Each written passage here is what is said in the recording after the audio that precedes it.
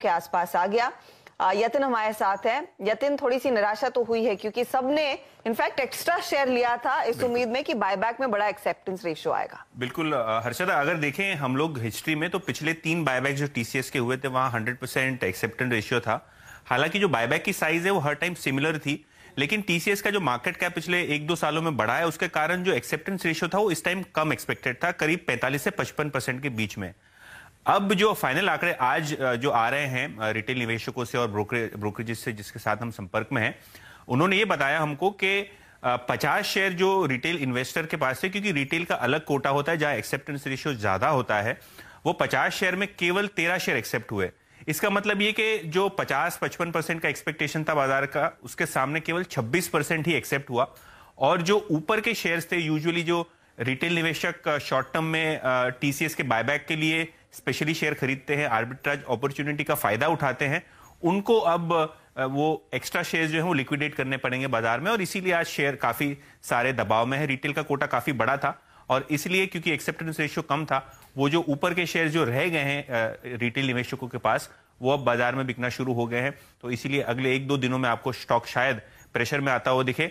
Normal जो अगर आप इन्वेस्टर हैं, एचएनआई इन्वेस्टर या नॉन इंस्टीट्यूशनल और इंस्टीट्यूशनल इन्वेस्टर, तो एक्सेप्टेंस रेशियो करीब 14% था, और 14% के मुकाबले जो रिटेल कोटा था उसका 26% का एक्सेप्टेंस था। तो अगर आप मैच कर लें तो शायद जो इन्वेस्टर्स और आर्बिट्राइजर्स इस ट्रांजैक्शन में टीसीएस के बायबैक में पार्टिसिपेट कर रहे हैं, उनके शेयर्स आज बाजार में थोड़ा बहुत प्रेशर के साथ ट्रेड हो रहे हैं।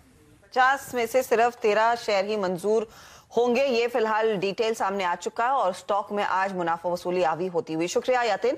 ऑफ कोर्स यतिन आगे कुछ देर में आपको डीलिंग रूम का चेक भी देंगे, लेकिन मयूरेश, आप कैसे पढ़ रहे हैं और ये लिक्विडेशन जो देखने को मिली है, रिटेल निवेशकों को क्या सलाह होगी? अगर सिर्फ इस पर्पज से के लिए लिया है और वो शेयर बेच रहे हैं तो उनका मन बना हुआ है, लेकिन जो लोग अब लेकर बैठे और समझ नहीं आ रहा अब हमारा तो आया नहीं एक्सेप्टेंस में, उनके लिए क्या कॉल है? नहीं, बने रहना चाहिए हर्षदा जी। आई थिंक लॉजिक बहुत सिंपल है। आई थिंक पूरे आईटी क्षेत्र में जो मांग है, आई थिंक वो एक जबरदस्त तरीके से ग्रो हो रही है। जो ओवरऑल आउटलुक है for the size of the market itself, $190 billion से $227 बिलियन की चेष्टा हम अगले वर्ष के लिए कर रहे हैं। कांस्टेंट करेंसी और डॉलर आए दोनों में आई थिंक रेवेन्यू ग्रोथ अच्छी खासी होनी चाहिए।